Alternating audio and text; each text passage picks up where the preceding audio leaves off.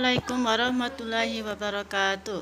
Hai anak-anak, bagaimana kabar kalian hari ini? Semoga kalian semua sehat ya. Sekarang kita akan belajar pelajaran bahasa Sunda. Masih di pengajaran 4, gotong royong. Nah, kosakatanya tentu kalian sudah pelajari pada pelajaran bahasa Sunda yang sebelumnya anak-anak. Kalian dengarkan lagi dan ikuti berulang-ulang ya.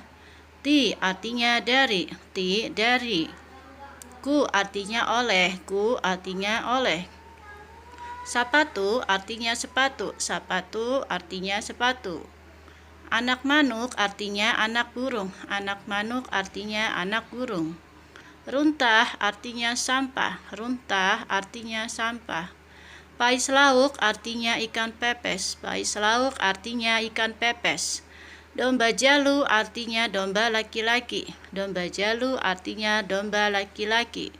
Aki artinya kakek, aki artinya kakek. Nah, demikianlah kosakatanya anak-anak ini.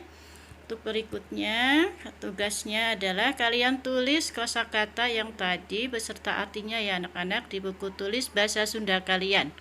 Demikian anak-anak, tetap semangat belajarnya ya. Wassalamualaikum warahmatullahi wabarakatuh.